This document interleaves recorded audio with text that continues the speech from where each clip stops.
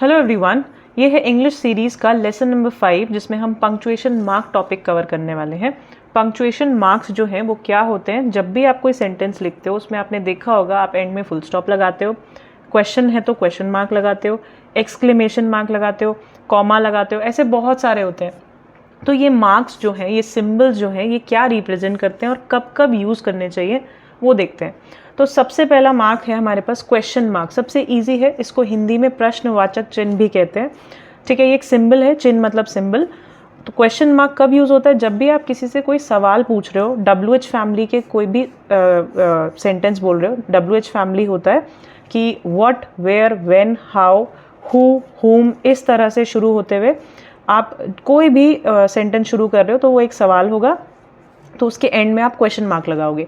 इसके अलावा is, M, are जो हेल्पिंग वर्ब्स होते हैं, ये हम आगे धीरे धीरे पढ़ेंगे।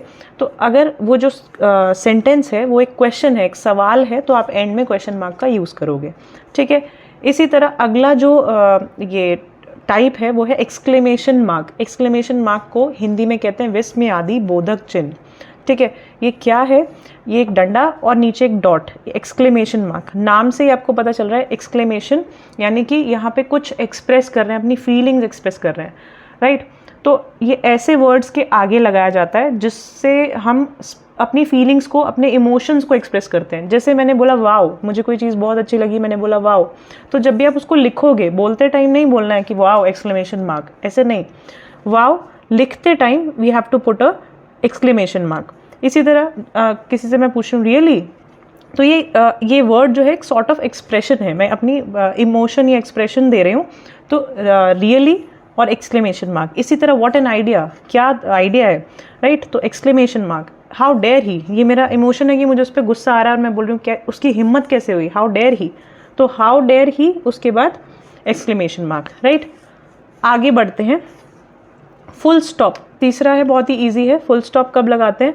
नाम से ही पता चल रहा है, जब कुछ एंड हो जाता है, एक सेंटेंस जो है जब खत्म हो रहा है तो फुल स्टॉप लगाओगे। पूर्ण विराम इसको हिंदी में कहा जाता है।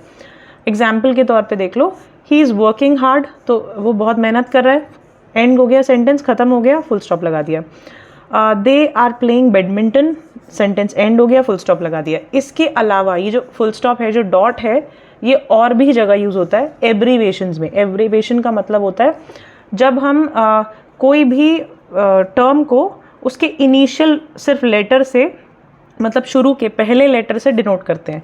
जैसे मेंबर ऑफ लेजिस्लेटिव असेंबली, ये पूरा लाइन को बोलने की बजाय मैं बोलूँगी मेंबर का M ले लिया, लेजिस्लेटिव का L ले लिया और असेंबली का A ले लिया, तो MLA, राइट। हम यूजुअली ये सुनते होंगे आप लोग, MLA। तो ये जो है इस बड़े चीज़ की शॉर्ट फॉर्म है, एब्रीवेटेड फॉर्म है, एब्रीवेशन है, राइट। तो जब भी आप किसी की शॉर्ट फॉर्म लिखोगे, एब्रीवेशंस लिखोगे, तो आप उसके पहले तो लेटर्स कैपिटल में होंगे, ठीक है, और उसके हर लेटर के बाद डॉट आएगा। डॉट मीन्स फुल स्टॉप आएगा, राइट। इसके अलावा एक और एग्जांपल देखो, जैसे हम लिखते हैं एटसेट्रा। एटसेट्रा देखो इसकी स्पेलिंग ये होती है ETCETERA, एटसेट्रा, राइट। ये कब यूज़ होता है? जब हम कोई चीज़ बोलते हैं इसके जैसे और भी, ठीक है, और वो लिखने की बजाय हम सिर्फ लिख देते हैं एटसेट्रा। तो एटसेट्रा के पीछे आप एक डॉट लगाओगे फुल स्टॉप लगाओगे। इसके अलावा जैसे एग्जाम्पल हो गया, तो EG यूज़ करते हैं हम एग्जाम्पल के लिए, तो E.G. रिप्रेजेंट्स एग्जाम्पल, ठीक है। आगे बढ़ते हैं, फोर्थ है हमारा कॉमा। कॉमा, इसको अल्प विराम भी कहते हैं। अल्प मतलब होता है थोड़ा सा, छोटा। विराम मतलब होता है रेस्ट, यानी हल्का सा आपको रेस्ट देना है, यानी हल्का सा पॉज देना है। तो कॉमा का मतलब आपको समझ आ गया। अब देखो सेंटेंस में कब यूज़ करना है। जब हम कोई भी सेंटेंस बोल रहे हैं और आपको बताना है कि वहाँ पे थोड़ा सा वेट करना है, राइट। बहुत ज़्यादा वेट नहीं, हल्का सा पॉज लेना है। तो जैसे मैं सेंटेंस बोल रही हूँ, रिया हैव योर मील, तो बोलने में भी अच्छा लगेगा, ठीक है, सुनने वाले को अच्छा लगेगा और समझ में आएगा बात क्या चल रही है। तो रिया, मैंने उसको बोला कि खाना खा लो, तो रिया के बाद मैंने थोड़ा सा पॉज लिया, तो जहाँ पे पॉज लिया जाता है वहाँ कॉमा लगाया जाता है।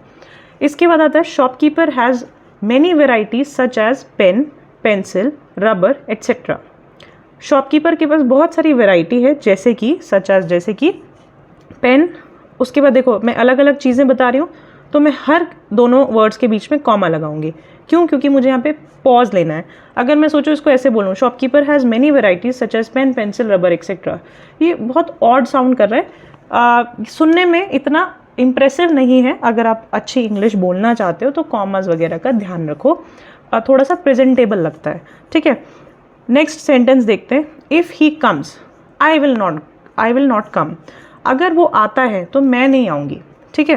तो इफ़ ही कम्स, तो मुझे यहाँ पॉज देना है। अगर ऐसे बोलोगे तो अजीब लगेगा, देखो if he comes I will not come, ठीक है। आप जब फ्लो में बोलते हो तो ऐसे ही बोला जाता है, बट एक्चुअल में यहाँ पे कॉमा लगाया जाता है कि ये एक अलग बात है, इसमें फिर पॉज लेना है and then this is something else, ठीक है, ये अलग बात है। ओके, नेक्स्ट आते हैं, Amit my best friend is his brother. ये एक अलग केस है। देखो जब आप इस वर्ड के बारे में एक्स्ट्रा इन्फॉर्मेशन दे रहे हो, जैसे अमित, कौन है अमित, उसके मैं बता रही हूँ सेंटेंस के बीच में ही, माई बेस्ट फ्रेंड, मेरा सबसे अच्छा दोस्त है। तो अमित कॉमा, यहाँ पे पॉज लिया, माई बेस्ट फ्रेंड उसका डिस्क्रिप्शन दिया, देन अगेन कॉमा आप लगाते हो, इज़ हिज ब्रदर, वो उसका भाई है। तो Amit is his brother actual में सेंटेंस है, बीच में मैंने डिस्क्रिप्शन दिया है, उसके बारे में एक्स्ट्रा इन्फॉर्मेशन दी है, तो मैं दोनों जगह कॉमा लगाऊंगी, राइट। नेक्स्ट देखते हैं, नेक्स्ट है कोटेशन मार्क। कोटेशन मार्क क्या होता है, देखो 2 कॉमा ऐसे ऊपर और 2 कॉमास इधर साइड में, उसके बीच में किसी की भी कही हुई बात एज इट इज़ हम लिखते हैं या बताते हैं किसी को, तो हम कोटेशन मार्क के अंदर बताते हैं। जैसे एग्जाम्पल देखो, the teacher said there is no class tomorrow. Teacher ने कहा कल कोई क्लास नहीं है, तो जो भी उन टीचर ने बोला वो एज इट इज़ वो सेंटेंस जो है आपका कोटेशन मार्क के अंदर आ जाएगा, ठीक है। इसी तरह शी सेड, उसने कहा आई एम गेटिंग लेट, मैं लेट हो रही हूँ, तो आई एम गेटिंग लेट जो है वो इन्वर्टेड कॉमा के अंदर डाल दो, ठीक है।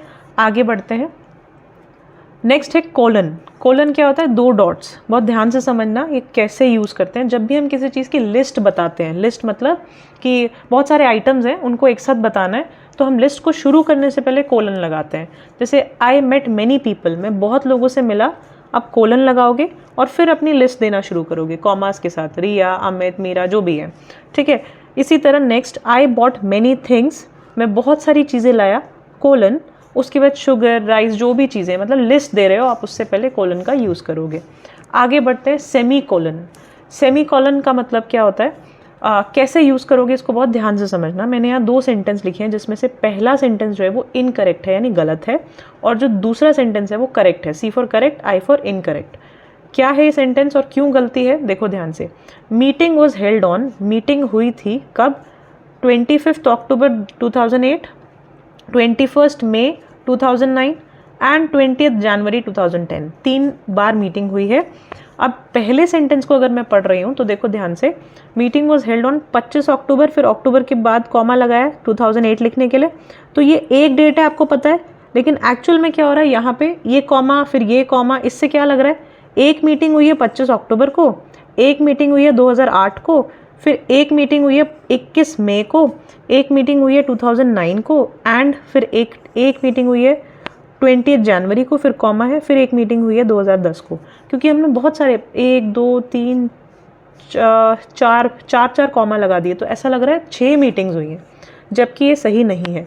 तो जब भी आपको ऐसे डिस्टिंग्विश करना है, ऐसे अलग अलग चीज़ों को दिखाना है, तो आपको कॉमा, मतलब कॉमा भी लगा रहे हो आप, तो और भी डिफ्रेंशिएट करना है तो आप सेमी कॉलन का यूज़ करते हो। जैसे सही सेंटेंस देखो, अब मीटिंग वॉज हेल्ड ऑन 25 अक्टूबर 2008, ये एक डेट है, इसके पीछे कॉमा तो इन डेट्स को डिफरेंट करने के लिए आया, अलग करने के लिए, तो ये एक डेट है, इसको एक कैटेगरी में रखना है, अब दूसरी डेट को अलग रखना है, तो इनके बीच में लगाओगे सेमी कॉलन, ठीक है। कॉमा ही लगा दोगे तो फिर कंफ्यूजन हो जाएगी, ऐसा लगेगा 25 अक्टूबर, फिर 2008, फिर 21 मई, फिर 2009, ऐसे 4-5 डेट्स हैं, ठीक है। तो ये एक डेट है, कॉमा आ गया, तो अब कॉमा से अलग क्या लगाओगे, सेमी कॉलन।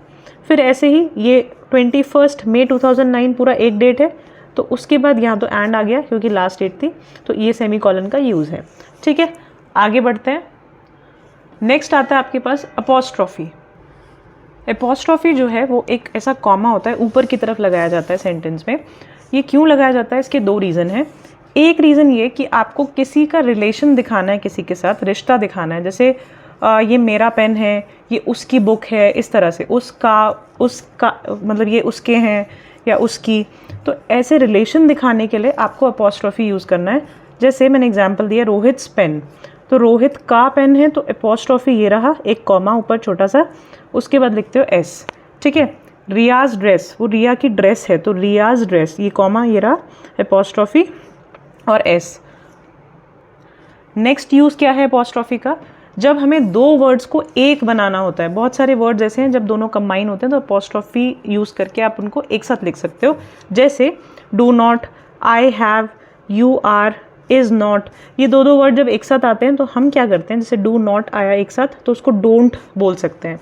लिखने में कैसे लिखना है, आप ये जो वॉवल है ना, ये गायब कर दो।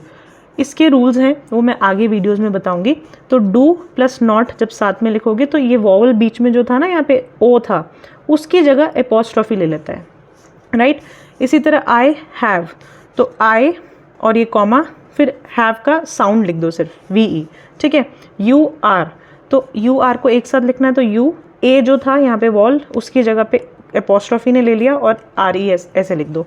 तो ये क्या कर रहे हैं, एपोस्ट्रॉफी की हेल्प से हम दो वर्ड्स को एक बना रहे हैं। Is not, isn't, I S N O की जगह आप फिर से कॉमा लगा दो, कॉमा मीन्स एपोस्ट्रॉफी और टी, ठीक है। ये थे बेसिक कुछ पंक्चुएशन मार्क्स जो आपको पता होने चाहिए बिफोर स्टार्टिंग इंग्लिश सीखना, ठीक है। नेक्स्ट वीडियो में मिलते हैं। Thank you for watching.